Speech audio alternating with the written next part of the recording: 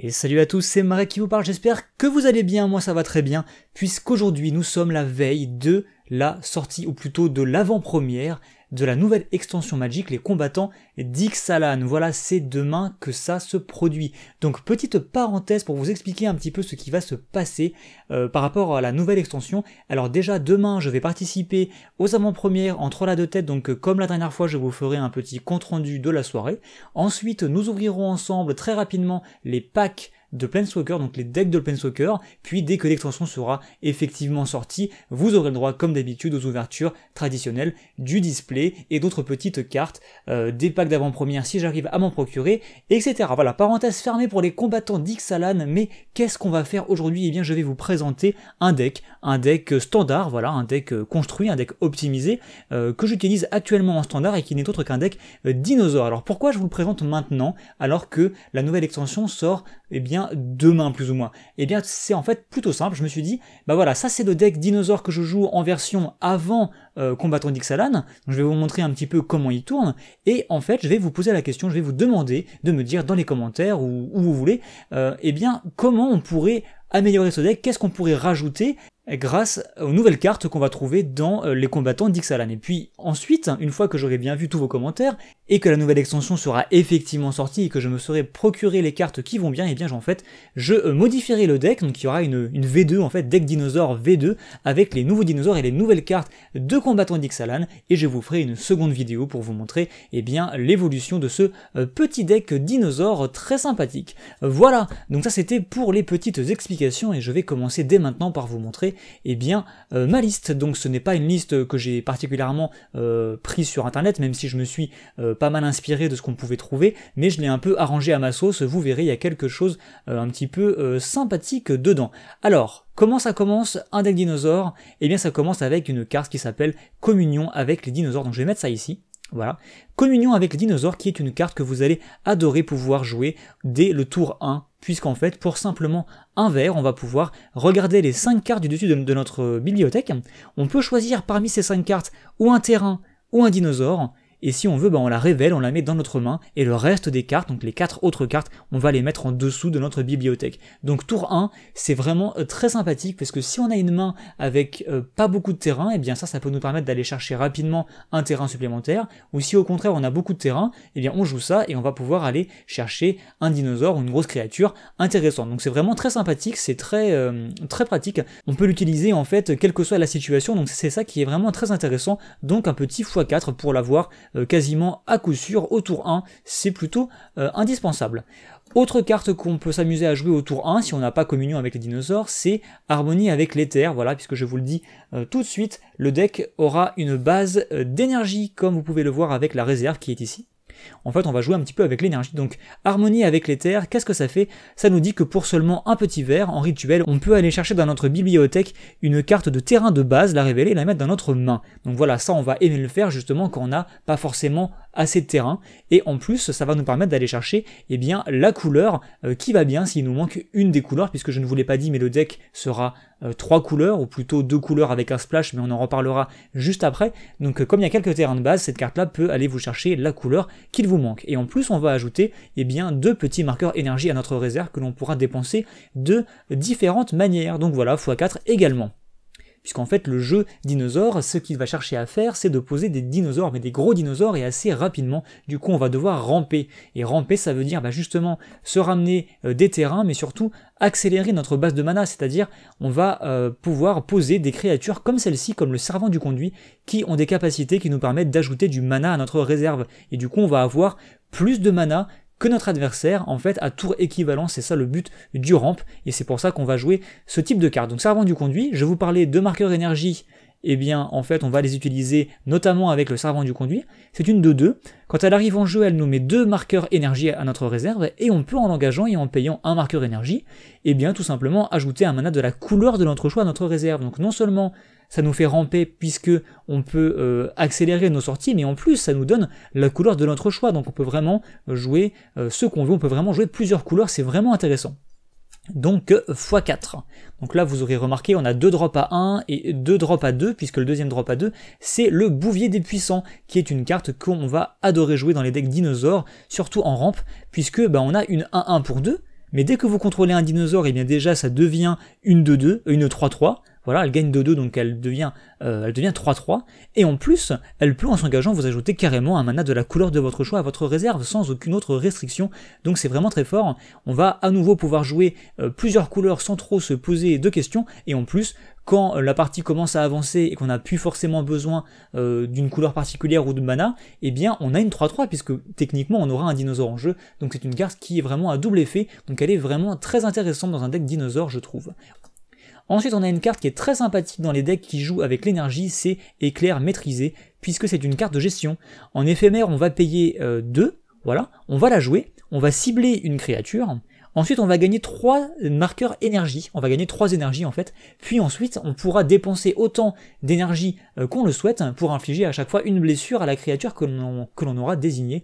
Donc c'est vachement fort, puisque si vous devez tuer une petite créature, pas de souci, vous jouez ça, vous ne dépensez qu'une seule énergie, donc vous allez pouvoir tuer la petite créature par exemple, et avoir 2 énergies en réserve que vous pourrez utiliser autrement, ou à l'inverse, si vous deviez tuer une grosse créature, grâce à des cartes comme celle qu'on a vue avant, vous avez déjà plus d'énergie, et bien vous pouvez tuer une créature plus grosse en consommant plus que les 3 qui sont apportés par la carte elle-même, donc c'est vraiment très sympathique, et c'est un éphémère, je le rappelle, donc x4, très sympathique.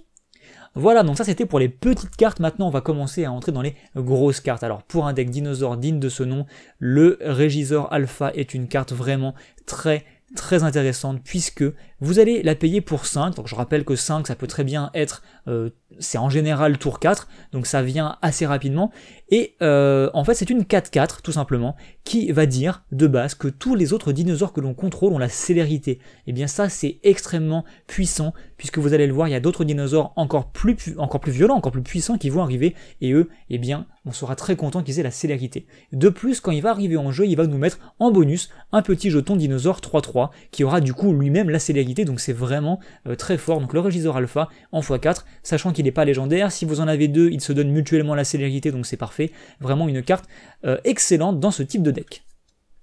On va continuer avec le Raptor Déchiqueteur qui est lui aussi en 4 exemplaires, comme vous pouvez le voir, c'est une carte vraiment très intéressante qui coûte 4 mais qui va potentiellement arriver au tour 3 en fait, et qui est une 4-5. Voilà, donc déjà il a un bon body, qu'on pourra lui donner la célérité avec le Regisor Alpha éventuellement, donc c'est vraiment intéressant, et il a la rage. Donc la rage, je vous rappelle, c'est une capacité qui se déclenche quand la créature subit des blessures, et bien à chaque fois qu'il va subir des blessures, du coup vous allez pouvoir piocher une carte. Donc ça c'est vraiment intéressant, puisque dans votre deck, comme vous allez avoir beaucoup de mana et que vous allez en fait spammer les créatures, vous allez probablement avoir un problème de cartes dans la main, et bien le Raptor Déchiqueteur, au pire vous rapportera une carte en général, mais il pourra vous en rapporter une, 2, en fonction de si votre adversaire décide de bloquer ou non. Donc ça c'est plutôt intéressant, une carte très sympathique, qui est vraiment, voilà, en général elle vous fait piocher une carte, c'est vraiment super intéressant, le Raptor Déchiqueteur. Ensuite, j'ai décidé d'inclure dans ce deck l'Avatar du Soleil Incandescent en 3 exemplaires, qui est une carte que je vois rarement dans les decks dino, mais je trouve qu'elle est vraiment super intéressante.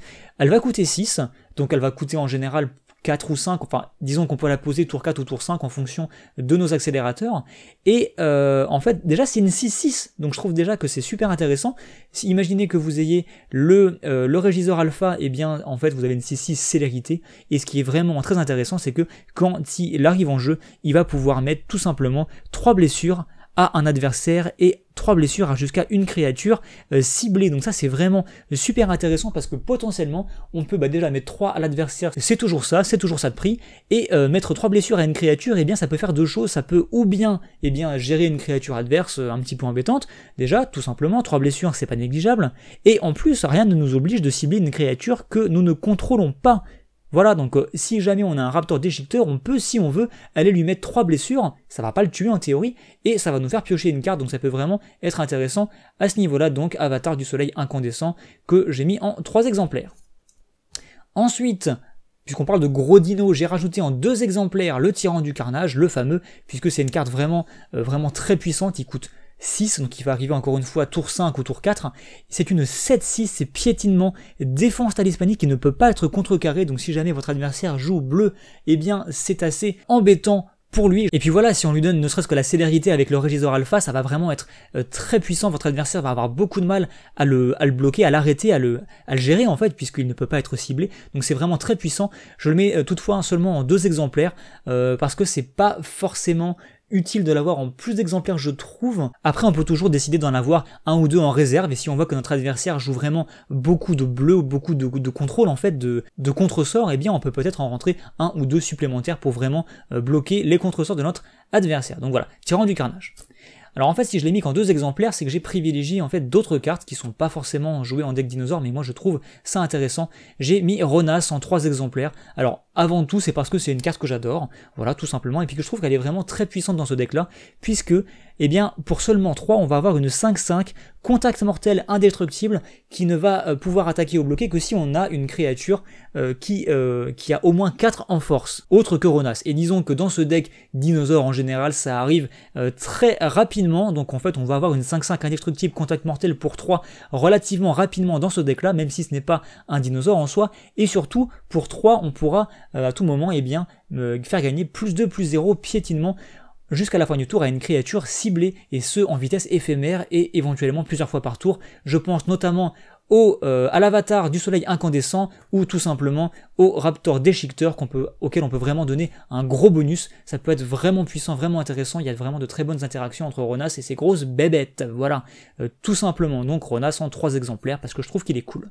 Je vous parlais d'un splash bleu. Eh bien voilà où est mon splash bleu. Vous aurez remarqué qu'il n'y a pas beaucoup de gestion à part les 4 sorts qui peuvent mettre des blessures. Eh bien en fait c'est parce que je joue coup de confiscation en 3 exemplaires, qui est en fait une carte déjà qui va nous apporter beaucoup d'énergie, 4 énergies, donc ça c'est compatible avec le reste du deck qui utilise des énergies, et ensuite on va pouvoir eh bien, cibler une créature ou un artefact, et on va pouvoir dépenser autant d'énergie que son coût de mana, et si on fait ainsi, en fait, eh bien on va acquérir le contrôle de ce permanent. Donc si votre adversaire joue par exemple au hasard un dieu, voilà, les dieux sont difficiles à gérer puisque soit ils sont indestructibles, soit quand ils meurent ils reviennent dans la main. Et bien en fait grâce à ça on va pouvoir en prendre le contrôle tout simplement, et donc votre adversaire va se trouver bien embêté. On peut aussi prendre le contrôle de créatures puissantes qui seraient gênantes, ou de petites créatures qui seraient des créatures à combo, ou alors pas d'enchantement mais d'artefacts à combo, des artefacts vraiment pénibles. Ça fait vraiment beaucoup de choses et je trouve que c'est super intéressant, et puis c'est fun surtout de voler les choses de notre adversaire, et notre adversaire ne va pas forcément s'y attendre.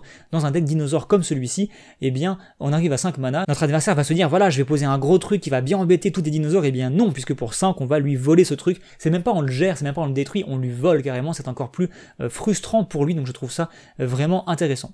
Ensuite les terrains, bah oui les terrains, alors qu'est-ce qu'on a comme terrain? On a des terrains de base, donc on a quelques forêts, quelques montagnes et une île. Alors pourquoi une île? Puisque rappelez-vous on a une carte qui permet d'aller chercher dans notre deck un terrain de base, et bien si jamais il nous manque le bleu, on peut au moins comme ça aller chercher une île si on en a besoin, donc c'est pour ça au moins une île, et en fait c'est réparti puisque, c'est réparti en fonction des autres terrains que vous verrez après et des cartes dans le deck, bien entendu, j'ai fait mes petits calculs, ne vous inquiétez pas, j'ai pas mis cette quantité de terrain au hasard. On a ensuite bien sûr le centre des terres que vous connaissez sans doute, qui est une carte vraiment très intéressante dès que vous jouez avec de l'énergie et que vous jouez plusieurs couleurs, puisque quand elle va arriver en jeu, eh bien vous allez gagner un marqueur énergie, déjà tout simplement, et elle va pouvoir s'engager de nous mettre un mana incolore à notre réserve, ou bien si on a besoin d'une couleur en particulier, dépenser une énergie pour rajouter cette couleur. Donc ça c'est vraiment très sympathique, puisqu'on va pouvoir, grâce aux énergies qu'on va gagner, eh bien ajouter de la couleur de notre choix, donc ça va vraiment être très pratique, notamment pour jouer les splash bleus ou encore les 3 manas rouges de l'avatar, donc ça c'est vraiment très intéressant, donc centre des terres tout bêtement. Et ensuite on va avoir une petite brochette de terrains doubles qui ont justement les 3 couleurs du deck, donc mont enraciné en 3 exemplaires, voilà, donc ce terrain qui arrive en jeu dégagé si vous contrôlez déjà ou une forêt ou une montagne, et ensuite on va avoir sanctuaire botanique tout bêtement, ainsi que canal du Belvédère qui sont les terrains de Kaladesh qui arrivent en jeu dégagés, enfin disons, ils arrivent sur le champ de bataille engagé à moins que vous ne contrôliez 2 autres terrains ou moins, donc tout bêtement si c'est votre 3e terrain ou moins, et bien il va arriver en jeu dégagé, donc c'est très bien pour le début de partie. Voilà donc les terrains de Kaladesh, tout simplement. Et voilà, on arrive à la fin du deck, donc vous voyez c'est un petit peu atypique peut-être, je ne sais pas. À vous de me dire ce que vous en pensez. En tout cas, quelques petites cartes bien sympathiques. Moi, en tout cas, j'apprécie vraiment le jouer parce que en général, il y a vraiment des bonnes petites surprises. Le deck peut sortir extrêmement rapidement et vraiment prendre de court notre adversaire, y compris s'il joue aggro. En fait, on peut sortir vraiment de manière très agressive, aussi agressive que lui, grâce à nos rampes et tout ça. Donc, c'est vraiment intéressant. Il y a cette carte-là qui fait un peu surprise à la fin. Il y a Ronas aussi qui est toujours assez frustrant à contrecarrer. Voilà, donc il y a vraiment des cartes, voilà, un peu de tout. Donc, je vous laisse me dire ce que vous en pensez de ce deck là. Alors je n'ai pas parlé de réserve tout bêtement puisque ma réserve, eh bien elle est un peu multiple puisque en fait j'ai une réserve qui sert pour plusieurs decks. Alors je vais vous montrer malgré tout ce qu'on peut trouver dans la réserve. On peut trouver des cartes comme celle-ci, comme Fissuration par exemple, qui nous permet de mettre eh bien des blessures. Hop, qui nous permet de mettre des blessures ou tout simplement de détruire des artefacts, donc ça c'est vraiment intéressant. Alors ça, ce ne sont pas de la réserve, ce sont des jetons. Il y a Croc de Sabre enragé que je trouve très sympathique, puisque quand il va arriver en jeu, il va mettre une blessure à chaque autre créature, donc ça peut déclencher la rage de notre déchiqueteur. Ça va pas trop tuer nos dinosaures, puisque nos créatures sont assez puissantes, et en général on met ça en side si eh bien, notre adversaire joue beaucoup de jetons par exemple, ou des petites créatures qui ont 1 en endurance, donc ça peut être pratique comme petite carte. Le Serpopard est très sympathique contre les jeux bleus justement, donc on peut ajouter le Serpopard ou d'autres tyrans du carnage. Ça permet en fait d'avoir une créature qui ne peut pas être contrecarrée, donc c'est plutôt intéressant. Soleil accablant, c'est bien, ça va mettre 3 blessures à toutes les bêtes, donc ça c'est vraiment cool si vous jouez contre encore une fois des decks jetons avec plein de petites bestioles, donc c'est cool. Ciel et Terre permet de gérer ce qui vole tout bêtement puisque les dinosaures ne volent pas spécialement. Annonciateur de gloire était une carte que j'ai pas forcément envie de mettre en réserve, mais qui était une carte que j'utilisais avant, en remplacement de l'avatar du soleil incandescent. On peut mettre l'une ou l'autre. Si notre adversaire joue peut-être un peu trop de vol, on peut rajouter ça éventuellement. Le déchiqueteur cornu, ça encore une fois, c'est pour gérer des artefacts, tout bêtement. On peut aussi trouver défense en essor si notre adversaire a une mauvaise tendance à gérer nos créatures, on peut jouer ça pour les protéger temporairement. Volée brûlante, ça c'est pas mal encore une fois contre les decks qui ont beaucoup de petits jetons. Voilà, il y a vraiment des choses par-ci par-là. Donc comme vous voyez, le side n'est pas vraiment construit, hein. C'est un peu un side sur mesure en fonction de la métagamme. Férocidonte déchaîné pardon, est un petit dinosaure qui est sympathique aussi si notre adversaire se met à jouer trop de points de vie. La longue vue en sorceleuse est très sympathique aussi. Et si on a une carte en face qui est plutôt gênante, une carte à combo par exemple, ça marche notamment pour empêcher les véhicules de se piloter, et je tiens à vous rappeler qu'on n'est pas obligé de citer une carte qui est dans la main de notre adversaire. On peut voir sa main, mais si on connaît un peu son jeu, on peut, ou si on anticipe son jeu, on peut citer une autre carte, voilà. Et ça, ce sont des cartes qui viennent pour un autre deck, donc je ne vais pas vous en parler. Voilà, donc c'est à peu près tout pour ce deck dinosaure. J'espère que ça vous aura plu. Voilà, depuis le temps que vous me demandez de vous montrer mes decks standards construits, et bien voilà, c'est fait. Donc ce deck dinosaure, j'espère encore une fois que ça vous a plu, vous aurez trouvé ça intéressant. Rappelez-vous, n'hésitez pas à commenter, à critiquer, à me dire ce que vous verrez en fait dans ce deck comme carte venant de l'extension combattant d'Ixalan. Je pense notamment aux dinosaures 12-12 là qui coûtent très cher, mais qui coûtent moins cher quand on a des grosses créatures en jeu. Moi ça me tente vraiment beaucoup, voilà, peut-être en remplacement de Ronas ou d'autres choses. Donc c'est un dinosaure que je vais, je pense, inclure, mais on peut imaginer d'autres choses. Donc n'hésitez pas à partager, n'hésitez pas à me dire ce que vous en pensez. Et je vous rappelle, une fois que le deck aura été mis à jour suite à la sortie de Combattant d'Ixalan, je vous présenterai ce deck dans une autre version, dans une nouvelle version, le deck dinosaure V2. Voilà. J'espère que ça vous a plu encore une fois. Moi, je vous laisse sur ces bonnes paroles et je vous dis à très bientôt. Et portez-vous bien et très bonne avant-première pour ceux qui ont la chance d'y participer. Allez, à plus tout le monde.